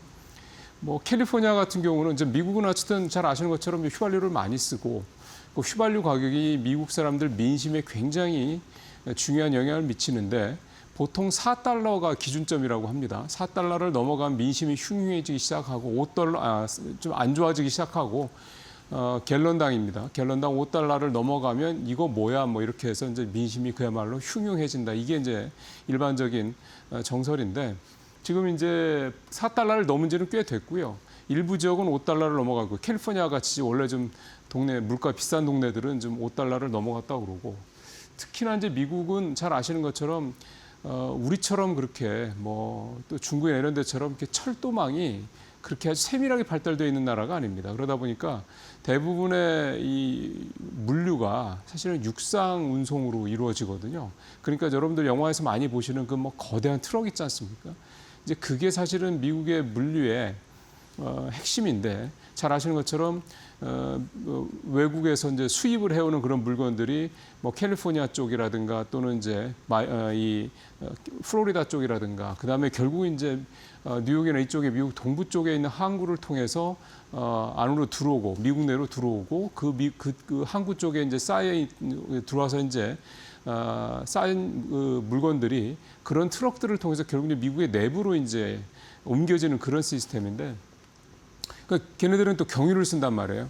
근데 경유값이 그러니까 미국의 이 물류, 특히 이제 미국의 어떻게 보면 물가에는 굉장히 중요한 비용 요인이 되는 겁니다. 근데 이 미국의 경유값이 갤런당 8달러를 넘었다고 합니다. 이것도 역대 또 거의 유례없는 그런 높은 가격이 되는 거고. 운송비가 올라간다는 얘기는 결국은 최종 소비자 물가에 당연히 반영이 될 수밖에 없는 거죠. 그리고 운송비가 올라가고 이렇게 되다 보면 또 트럭 운전사들 인건비도 또 올라갈 수밖에 없는 거고 등등등. 미국의 소비자 물가가 올라갈 수 있는 여지가 굉장히 좀 많은 상황입니다. 뭐 그럼에도 불구하고 오늘 오면서 새벽에 나온 트럼프 대통령의 얘기는 이란의 어떤 최종 제안에 대해서 마음에 안 든다 또 이렇게 얘기해서 또 종전 협상이 또 좀 별로 이렇게 좀 진행이 되기가 좀 쉽지 않은 그런 상황인 것 같죠. 물론 뭐 힘겨루기라고 봐야 되긴 하겠습니다만 어쨌든 자꾸 이제 늘어진다는 얘기가 좀 되는 겁니다. 결국 유가가 계속 올라갈 수밖에 없는 거고. 그래서 이제 미국의 CPI에 당연히 영향을 미칠 것 같고 이건 단순히 미국의 물가뿐만 아니라 전 세계 물가에 다 영향을 미치게 되고요. 전 세계 거시경제에 다 부정적인 영향을 미칠 수밖에 없습니다. 이미 유럽 중앙은행은 하반기에 금리를 올려야 될 수밖에 없을 거다 얘기가 나오고 있고 호주는 이미 올렸죠. 캐나다도 좀 올릴 것 같고 등등등 전체적으로 좀 이 금리 인상 압박이 커지고 있는 상황입니다. 우리나라도 하반기에 한국은행 금리를 올릴 수도 있다는 얘기가 이미 좀 나온 바가 있고요. 어쨌든 이런 상황들이 결국 물가로 이어질 수밖에 없다 보니까 이게 뭐 트럼프 대통령 입만 바라볼 수도 참 없고 그런 부분들은 시장에 어쨌든 계속해서 압박 요인이 될 수밖에 없겠다라고 볼 수가 있겠습니다. 뭐 그렇다고 해서 뭐 연준이 금리를 올리기는 힘들겠죠. 연내 적어도. 근데 적어도 내릴 수 있는 여지는 그만큼 더 제한될 수밖에 없다라는 점이 또 시장에도 압박 요인이 될 수 있을 것 같긴 합니다만 지난주 금요일 날 뉴욕 시장 마감되는 거 특히 기술주들 올라가는 거 보면 반도체주들 올라가는 거 보면 별로 인플레도 뭐 신경 안 쓰는 것 같습니다. 이제 그만큼 지금은 어떻게 보면 인플레에 대한 우려, 이란 전쟁 같은 이런 어떤 지정학적 우려보다 실적이 워낙에 강하다. 그 실적에 대한 기대감, 또 실제로 수치로 확인되는 이런 것들이 시장의 어떤 이런저런 어떤 변수들을 다 누르고 좀 가고 있는 그런 상황이다. 결국 이번 주도 미국의 이런 반도체주들이 계속 가느냐 이 부분이 우리 시장이 8,000P로 가느냐 마느냐의 가장 중요한 갈림길이다. 이렇게 좀 봐야 될 것 같습니다. 네. 코스피 7,000 이번 주에 500까지 갔다가 지난주에 살짝 밀리긴 했습니다만 살짝 7,500 정도 수준이죠. 그러다 보니까 이번 주에 이제 8,000선을 뭐 넘을 수 있는 여지에 대한 기대감은 얼마든지 있습니다.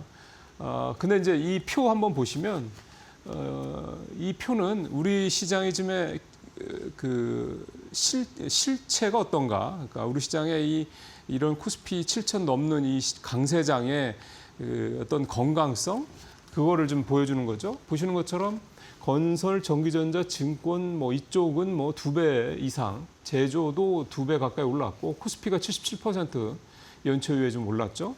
반면에 종이 목재, 전기가스, 제약, 오락, 문화 이런 쪽은 이렇습니다. 보시는 것처럼 특히 오락 문화라는 건 이제 대표적으로 엔터주를 보시면 되겠죠. 무려 20%나 하락한 그런 상황입니다. 최근에 어딥니까? BTS가 멕시코에서 아주 뭐 국가적인 난리가 났더라고요. 그러니까 뭐 엄청난 그런 공연 뭐 그런 전반적인 모습들을 보여주고 있는데 하이브 주가 뭐 고만고만하죠. 오히려 좀 계속 차트 보시면 내리막입니다. 그러니까 좀 시장에서 관심이 없다는 얘기입니다. BTS가 전 세계적으로 엄청난 퍼포먼스를 보이고 있어도 뭐 굳이 하이브를 사서 뭐 굳이 이렇게 속 끓일 필요가 뭐 있어? 그냥 반도체나 전력이나 이쪽 사면 되는 거지, 건설이나 이제 이렇게 시장에서 생각을 한다라는 거죠. 참 무서운 겁니다. 실적이 아무리 좋아도 이렇게 한번 시장에서 마음이 딴 데로 가면 참 되돌아오기 어렵다라는 겁니다. 요즘에 그나마 화장품이 조금 회복을 하고 있는 건데 보시는 것처럼 코스피가 뭐 77% 이렇게 오르는 판에 화장품 최근에 1, 20%, 20, 30% 오른 거는 눈에 들어오지도 않는 거죠. 이만큼 쏠림 현상이 좀 더 극대화되고 있다라는 얘기가 좀 되는 거고요. 흔한 말로 이제 K자 장세가 지금 우리 시장에서 계속해서 뭐 사실 작년부터라고 보면 됩니다. 작년에 우리 시장이 7, 8월부터 이제 본격적으로 상승을 하고 9월, 10월에 반도체 섹터를 중심으로 해서 이제 4,000 넘고 이제 5,000을 향해 달려가는 그때도 역시 이런 말씀을 드렸던 기억이 납니다. K자 장세, 가는 놈만 간다 뭐 이 얘기가 되는 거죠. 근데 이 얘기가 이런 상황이 과연 이제 좀 완화가 될 것이냐? 글쎄요, 별로 완화될 것 같지 않죠. 당분간은 시장은 미국도 좀 마찬가지입니다. 미국도 좀 기술주들만 갑니다.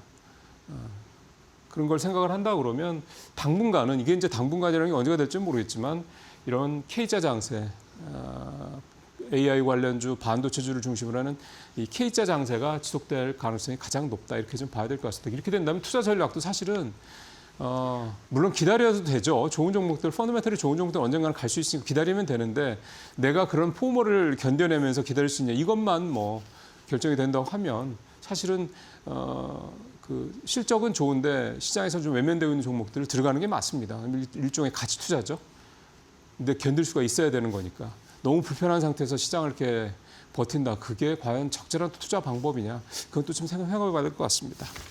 자, 세 가지는 짧게 말씀드리겠습니다. 야간 선물이라는 게 있습니다. 코스피 200 선물 야간 거래인데 이게 오후 6시부터 그 다음날 새벽 6시까지 이렇게 12시간 거래가 되거든요. 이게 4개월 만에 거래가 3배 이상 늘어났습니다. 이유는 우리가 정규장이야 사실 지금 뭐 넥스트레이드로 따지면은 8시에 끝나는 거긴 합니다. 사실 이제 3시 반에 사실상 정규장이 본장이 끝나는 거죠.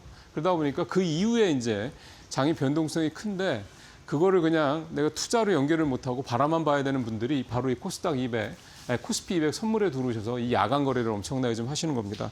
거래 규모가 지금 이게 14조 6천억까지 지금 하루 평균 거래 규모가 좀 늘어났는데 이게 4개월 만에 3배 가까이 증가를 했다라는 겁니다. 지난해 말에 4조 한 9천억, 5조 채 안 됐을 때거든요.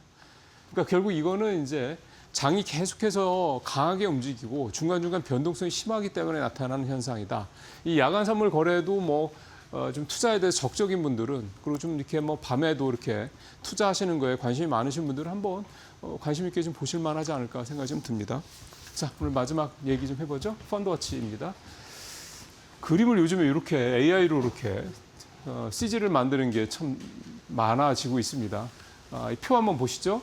뭐가 됐든 요 AI로 그린 CG든 아니면 그냥 우리가 계속 흔하게 보던 차트든 간에 이걸 보시면 코스피 사상 7,000 넘으면서 그거를 주도했던 거는 역시 IT 쪽이고 레버리지 쪽이라는 겁니다. 지금 보면 지난주 1위가요. 무려 거의 40%죠. 타이거 200 IT 레버리지 했고 2위도 한화 레버리지, 3위도 KB스타 코리아 레버리지. 저 이제 다 대형주들 투자하는 겁니다. 키움도 200이니까 마찬가지고 KB자산형 라이즈 200 선물 레버리지도 마찬가지고 다 코스피 대형주에 투자하는 레버리지 상품들이 수익 이렇게 보시는 것처럼 30% 이상 냈다 이렇게 좀 보셔야 될 것 같고요. 그래도 그럴 게 지난주에 코스피 13.5%, 코스피 200은 15.9%가 올랐습니다. 그러니까 전체 코스피보다 코스피 200 즉 대형주들이 더 많이 올랐다는 얘기가 좀 되는 거죠. 그리고 반도체 비중이 큰 전기전자가 22% 가까이 올랐다. 그러니까 그 내용들이 좀 고스란히 이 레버리지 ETF 상품들 거의 뭐 30% 이상의 40% 가까운 그런 수익률을 낸 이 레버리지 상품들에 고스란히 담겨 있다. 이렇게 봐야 될 것 같습니다. 지난주 같은 경우 우리 시장 그렇게 좀 많이 올랐고요. 해외 시장은 보니까 3.6% 올랐습니다. 우리 시장이 얼마나 강한지를 다시 한번 좀 알 수 있는 내용이었습니다. 마치겠습니다.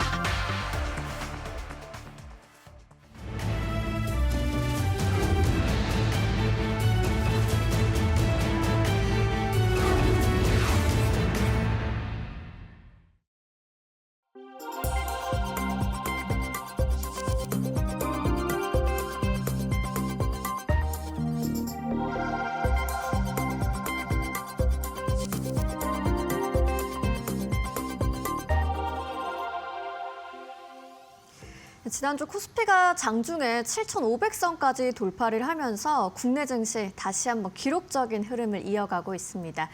주도주 랠리가 이어지는 가운데 지금 시장이 어디까지 반영을 했고 또 어떤 전략이 필요할지 궁금한 분들 많으실 텐데요. 오늘 마켓 비하인드에서 지난주 증시 흐름부터 이번 주 핵심 변수까지 짚어보도록 하겠습니다. 김영재 SK증권 명동지점 부장님 모셨습니다. 어서 오세요. 네, 안녕하십니까? 네, 지난주에 이제 코스피가 7,500선을 돌파하기도 했고 네. 주간 상승률도 역대 최고치를 기록을 했죠. 네. 뭐 지수 상승을 이끈 핵심 업종과 수급 흐름 좀 어떻게 정리해 볼 수 있을까요? 네, 사실 지난주는 글로벌하게 증시가 좀 강했다라고 네. 저는 보고 있었는데 특히 코스피가 압도적인 강세를 보였던 한 주였다라고 할 수 있습니다. 무려 13.6% 한 주 동안 네. 상승함으로 인해서 한 주간 뭐 상승률로 역대 최대를 또 기록을 한 거고요. 그리고 장중에 말씀하신 대로 7,500선도 돌파했고 지금 네. 거의 7,400선 후반이죠. 그리고 하루 평균 거래 대금도 한 주 동안 무려 105조 5천억 원이라는 신기록을 쓰기도 했는데 그래서 보면 업종이 이제 수익률이 코스피보다도 높았던 업종이 무려 3개가 나왔습니다. 네. 22% 상승한 전기전자, 그리고 17.6% 상승한 증권업, 그리고 16.8% 상승한 유통업이 있었는데요. 이들 업종 내 뭐 주요 종목 상승률도 지금 삼성물산이 유통업에 속해져 있는데 41.5% 상승했고요.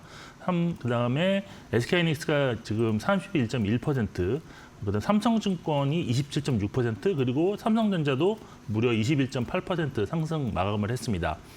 글로벌하게 이제 S&P 500과 뭐 나스닥이 사상 최고치를 계속 갈아치고 있다는 소식은 매일 뭐 접하시니까 네. 뭐 새로운 소식은 아니었는데 매크로 지표가 이제 한 주간 환율이 한 11원 하락을 했고 또 WTI도 다시 이제 6.4% 정도 하락을 했습니다. 그리고 국채 금리도 좀 하락 마감했는데 유가 하락에는 오펙 플러스 7개국이 증산에 좀 합의한 바가 있었고요. 그리고 이스라엘이 지금 레바논의 베이루트 공습을 했었는데도 불구하고 미국 국방부는 이란과의 휴전은 유지되고 있다 이런 발언을 함으로 인해서 유가 하락에 좀 도움이 되지 않았나라고 보고 있습니다.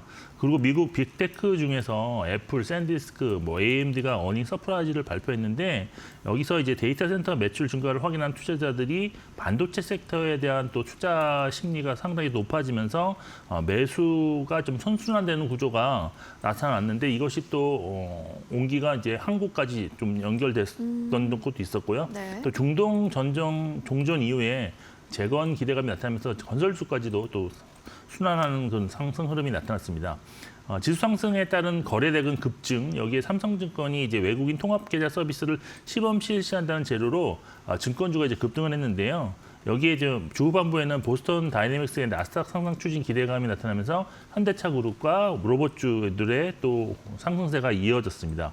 그리고 이제 주말 사이에 이제 미국 4월 고용이 나왔는데 11만 5천 명 증가로 지금 5만 5천 명 예상치보다를 훨씬 더 상회하는 좋은 결과가 나왔는데 이에 시장에서는 이것을 긍정적으로 좀 봤고요. 그렇지만 내년 12월까지 이제 금리 동결 확률이 더 높은, 그러니까 향후 이제 내년까지는 금리 인하 기대감은 이제 없다라는 것도 네. 좀 특징적인 면이 아니었나 보고 있습니다.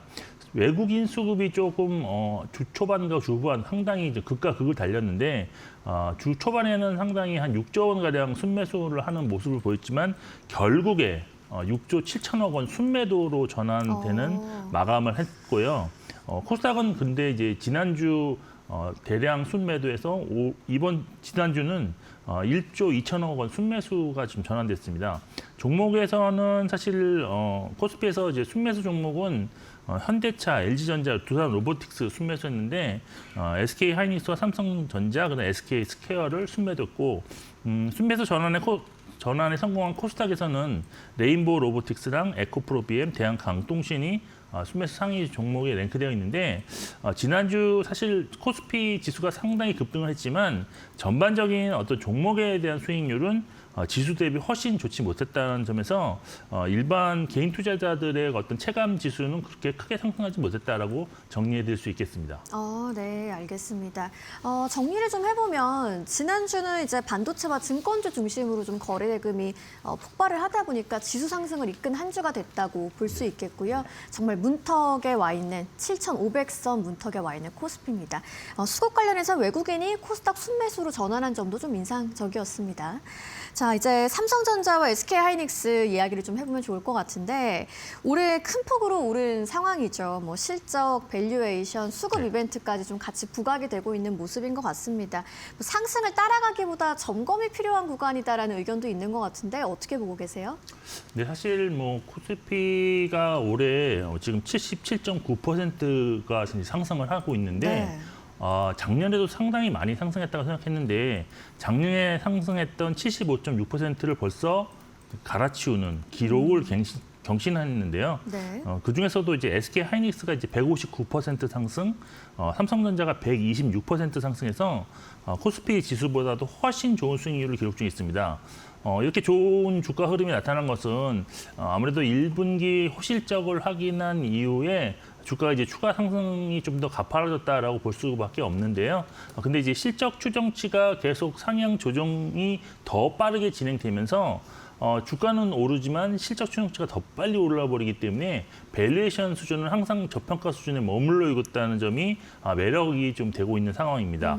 그리고 사실 SK 하이닉스 같은 경우가 이제 미국의 ADR 발행 이슈가 있었고요. 또 미국 개인 투자자들이 직접적으로 국내 반도체 종목에 투자할 수 있는 길이 열렸던 것도 수급적인 이슈를 상당히 호재로 작용했다라고 볼 수가 있겠습니다. 그리고 이제 미국의 마이크론을 포함해서 인텔, AMD, 샌디스크 등이 좋은 실적과 함께 또 대형 공급 계약을 또 추가를 시키면서 주가가 이제 급등한 면이 있는데요. 이것이 또 이제 국내 대형 반도체 종목을 상승으로 만드는 선순환 효과도 계속 지금 나타나고 있는 중이고 또 이제 반도체를 확보하기 위한 그런 고객사들이 장기 계약은 당연한 것이고 이제는 생산에 필요한 장비까지 마련할 수 있는 자금도 대주겠다 이런 얘기가 계속 나오고 있기 때문에 반도체 공급 부족이 과거와는 다르게 상당히 장기화될 수 있다는 시그널이 계속 지금 시장에 나오고 있는 것도 주가에 매우 긍정적으로 작용하고 있습니다. 네. 그리고 이제 국내 반도체 기업들 밸류에이션 수준이 글로벌 기업 대비 현저하게 좀 낮은 수준이라는 점에서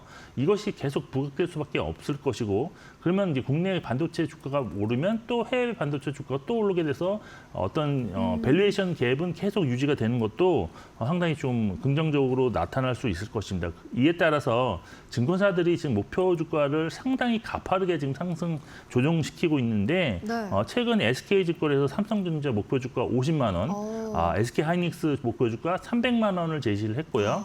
대형 증권사에서도 목표 주가가 거의 일주일 단위로 지금 계속 올라가고 있는 그런 중입니다. 네. 물론 이제 다음 주에 예정된 삼성전자 파업이 좀 변수로 작용할 수 있다라고 좀 보고 있는데 최근에 보시면 주 후반부에 삼성전자 통합노조가 정부의 제안을 좀 수용할 수 있는 모습을 조금은 내비치는 것도 있어서 오히려 이번 주에는 이것이 또 긍정적인 기대감으로 작용할 가능성을 배제하지 못한 구간이다라고 볼 수도 있겠습니다. 네. 현재가 지금 전형적인 실적 장세 구간이기 때문에 실질적으로 시장을 이끌고 있는 두 대형 반도체 대장주에 대해서는 보유 전략을 일단 기본으로 가져가셔야 될 것 같고요.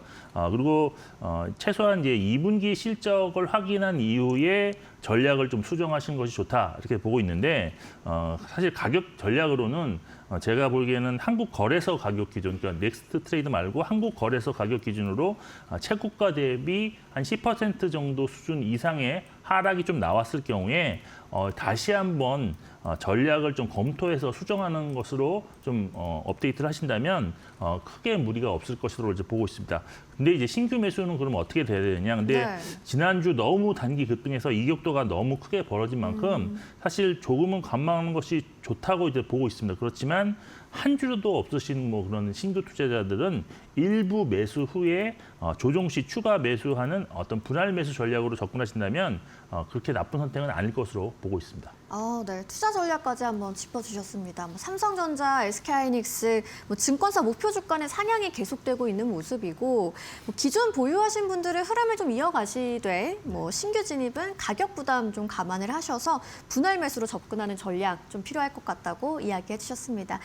자, 이번에 현대차그룹 이야기 좀 해볼게요. 로봇주가 보스턴 다이내믹스 상장 이슈 그리고 대기업 로봇 상용화 기대를 타고 좀 같이 급등을 하고 있는 모습인데요.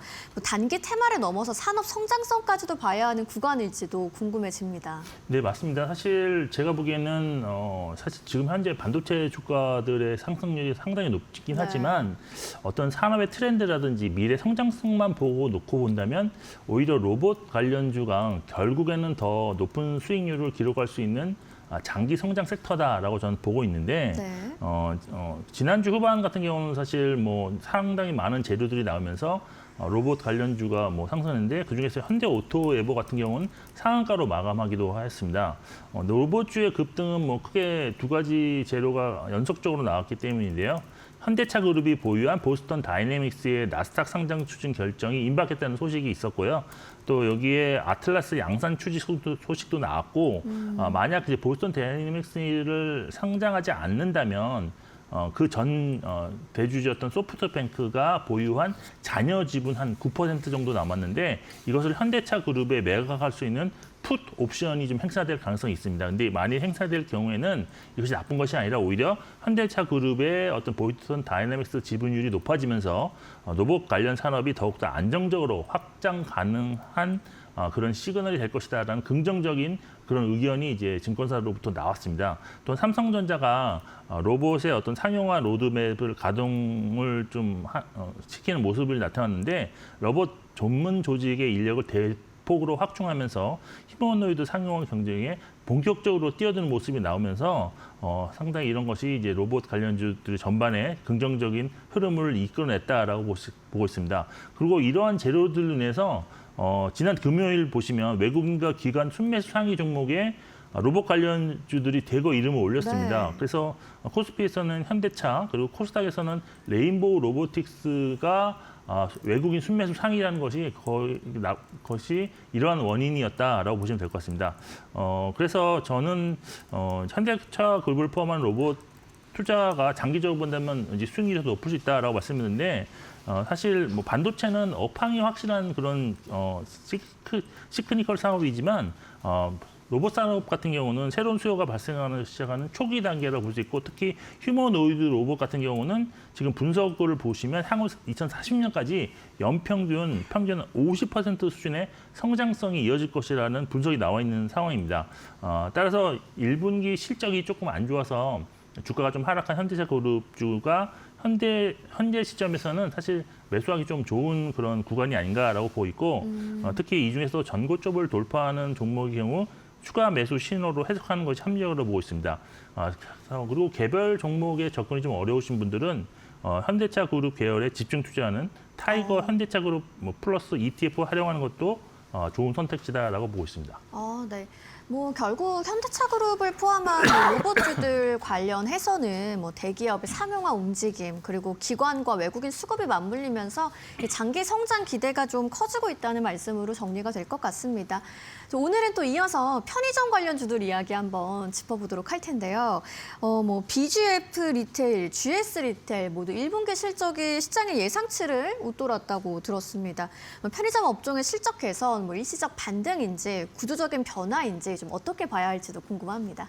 네, 편의점 업체들 특히 이제 상위 편의점 기업들의 지금 그런 1분기 실적이 상당히 좋았는데요. 네. 지금 보시면 BGF 리테일이 영업이익 같은 경우가 이제 전년 대비 한 68% 정도 증가한 381억 원 기록해서 컨센서스 뭐 30% 상회하는 어닝 서프라이즈였고요. 그리고 GS 리테일도 지금 한 583억 원 영업이익 비해서 컨센서스를 한 12% 상회하는 어닝 서프라이즈를 기록했습니다. 그리고 이제 1분기 실적 개선 원인으로는 일단 2024년부터 하위 사업자들의 어떤 폐점이 조금 진행이 되는 중인데요. 세븐일레븐도 지금 한 연간으로 보시면 한 1,000개의 점포가 감소했고요. 이마트 24도 지금 과거 2년간 한 1,088개 점포가 줄어들었습니다. 그리고 이제 뭐 상위 사업자들도 점포를 늘리는 거에 상당히 보수적으로 좀 접근하고 있기 때문에 경쟁 완화에 따른 매출 증가가 이어지고 있다 이렇게 보시면 될 것 같고요. 그리고 또 이제 원화 약세와 K컬처의 어떤 글로벌에 따른 외국인 방한객 매출 증가가 있는데요. 주요 외국인 관광 상권의 경우 외국인 매출 비중이 지금 40% 이상으로 증가한 상황입니다. 근데 이제 올해 외국인 방한객이 이미 1분기에 476만 명을 기록해서 1분기 기준 역대 최고치 기록했는데 연간 전망도 지금 2,100만 명까지도 증가할 것으로 보여져서 역대 최대치를 기록할 것으로 보입니다. 그래서 편의점 매출 증가가 상당히 크지 않을까라고 기대를 할 수 있겠고요. 또 국내적으로 보면은 소비 심리가 개선되고 있고 여기에 고유가 피해 지원금도 지금 관련해서 수혜가 예상되는 만큼 2분기 실적도 상당히 긍정적이다라고 보고 있습니다. 주가 측면에서 보면 일단 상대적으로 보시면 다른 수출주에 비해서는 좀 느린 속도로 지금 반등하고 있다라고 볼 수밖에 없는데 그럼에도 불구하고 현재 주가 수준이 이 두 종목 모두 PER 기준으로 한 10배 수준밖에 안 됩니다. 그래서 추가 상승 여력은 좀 충분하지 않겠느냐라고 볼 수밖에 없겠고요. 따라서 상대적으로 뭐 핫한 업종은 아니지만 실적 성장 가시성이 높고 밸류에이션 저평가 영역에 주가가 위치하고 있다는 점에서 매수 후 좀 보유 관점으로 접근이 유효하지 않을까라고 보고 있습니다. 네. 뭐 정리를 좀 해보면 편의점주는 뭐 점포 효율화라든지 외국인 소비 증가가 맞물리면서 실적 개선에 대한 기대감이 커지고 있다는 말씀이네요. 자, 2차 전지 쪽 이야기도 해볼까요? 뭐 소재 업체 실적 서프라이즈, 탄산 리튬 가격 상승 좀 함께 나타나고 있는데 업종 반등의 신호로 봐도 되는지 점검이 필요해 보입니다. 어떻게 판단을 하시나요? 네, 제가 아마 3주 전에 이제 2차 전지 전반적인 섹터 점검을 해드렸는데 네. 그때 이후로 좀 더 업데이트를 해드리고 싶어서 제가 이거를 골랐는데요. 네. 일단 1분기 실적이 좋게 나온 소재 업체들이 좀 다수가 나왔습니다. LNF가 컨센서스 90% 이상 초과하는 영업이익 흑자전을 성공했고요. 포스코 푸처엠도 컨센서스를 200% 이상 초과하는 영업이익을 기록했습니다. 그리고 이제 실적의 방향성을 좀 알아볼 수 있는, 미리 알아볼 수 있는 탄산 리튬 가격도 지속 상승 중인데요. 지난주에 톤당 19만 4천 위안을 돌파해서 올해 최고가 기록했고요. 이는 올해 들어서만 76% 상승한 것입니다. 그리고 이제 저번에도 말씀드렸지만 올해 11월 미국 중간선거에서 민주당이 압승할 경우에는 신재생 에너지와 친환경 전기차 정책이 업황에 상당히 긍정적으로 변할 수도 있다 말씀드렸고요.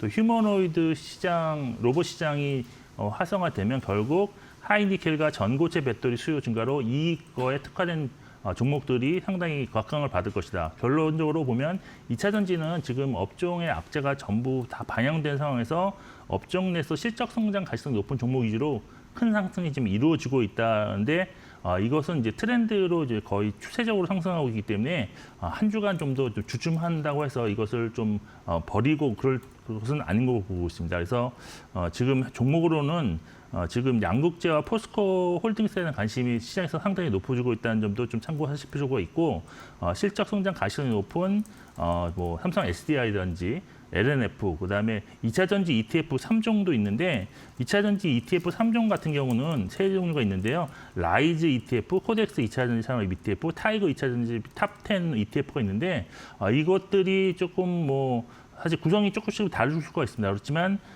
좀 수익률 좀 더 확보하고 싶은 투자자라면 저는 세 번째 타이거 2차 전지 탑10 ETF로 좀 선택하시는 것이 좀 더 유리하지 않을까라고 보고 있습니다. 네, 알겠습니다. 오늘 말씀 정리를 해보면 반도체, 로봇, 2차 전지처럼 기존 주도주 중심의 강한 흐름은 이어지고 있지만 뭐 한편으로는 가격 분담, 변동성 관리까지 좀 체크해 보셔야 될 것 같다고 정리를 해보도록 하겠습니다. 오늘 김영재 SK증권 명동지점 부장님과 말씀 나눠봤습니다. 좋은 말씀 고맙습니다. 개장 전 반드시 알아야 할 애프터마켓의 시그널은 어떤 것들이 있을까요? 현아연 캐스터가 준비했습니다. 네, 애프터마켓 시그널 저와 함께 살펴보시죠. 전거래일 S&P 500 지수, 나스닥 지수 포함해서 뉴욕 3대 지수 모두 상승 마감했습니다. 또 S&P 500 지수와 나스닥 지수는 다시 사상 최고치를 경신해내기도 했는데요. 반도체주 중심의 상승이 지수 상승을 견인해 줬습니다. 8개 기술주 종목부터 함께 살펴보시죠. 아마존이 이날 정규장에서 0.56% 소폭 상승을 했는데요. 이제 아마존 프라임 비디오에서도 쇼츠처럼 쉽게 영상을 살펴볼 수가 있게 됐습니다. 이렇게 쉽게 넘겨보다가 마음에 드는 영상이 있으면 전체 결제해서 바로 전체 영상을 살펴볼 수가 있게 됐는데요. 앞으로 넷플릭스와 유튜브에 집중되었던 모바일 점유율을 가져올 것이다라는 포부를 함께 밝히기도 했습니다. 정규장에서는 상승했지만 애프터마켓에서는 소폭 빠졌다는 점도 살펴보실 수 있겠고요. 또 애플이 정규장에서 2%대 상승, 애프터마켓에서도 상승폭 이어받았습니다. 애플이 TSMC의 독점 칩 구조에서 벗어나서 인텔에 이 칩을 공급받기로 이 예비 합의를 마쳤다는 소식이 들어왔습니다. 그러면서 인텔은 14% 크게 상승을 했고요. 애플도 함께 상승폭을 받아갔습니다. 테슬라는 정규장에서 4%대 크게 상승하면서 메타의 시가총액 순위를 따라잡았다는 점도 확인하실 수 있겠습니다. 또 마이크론의 상승세가 굉장히 두드러졌던 전주입니다. 금융위기 이후에 최고의 상승폭을 기록했던 지난주인데요. 하이퍼스케일러의 막대한 AI 투자와 그로 인한 고대역폭 메모리의 공급 부족이 마이크론의 정규장에서의 상승을 함께 이끌어줬습니다. 이어서 다음 시그널 함께 살펴보시죠. 네, WTI 유가 다시 상승폭 키워내고 있습니다. 2%대 크게 상승하고 있는데요. 호르무즈 해협에서 미국과 이란의 갈등이 여전히 이어지고 있습니다. 미국의 중구 사령부가 이란의 유조선 2척을 공격했다라는 소식이 전해지면서 아직까지 크고 작은 교전이 발생하고 있는 걸로 보이고 있고요. 또 오늘 아침에 전해진 보도에 따르면 트럼프 대통령이 종전안에 대한 이란의 답변 완전히 용납 불가하다라고 강력한 발언을 했습니다. 그러면서 다시 상승폭 가져가고 있는 유가 흐름입니다. 97달러 선에 현재 거래되고 있고요. 금 가격은 현재 반대로 가고 있습니다. 0.59% 하락하면서 4,600달러 선에 거래되고 있습니다. 이어서 다음 시그널도 함께 살펴보시죠. 네, 다음 시그널 함께 살펴보시면요. 코스피 200 야간 선물 소폭 빠졌습니다. 0.47% 하락했는데요. EWI 한국 ETF는 굉장히 큰 폭으로 상승해줬습니다. 7%대 상승폭 보여주면서 190포인트 선에 거래됐습니다. 아무래도 이 EWI 자산의 40% 정도를 차지하고 있는 삼성전자와 SK하이닉스, 이 AI 관련해서 메모리 수요 폭증에 힘입어서 이 상승폭을 가져온 걸로 볼 수가 있겠고요.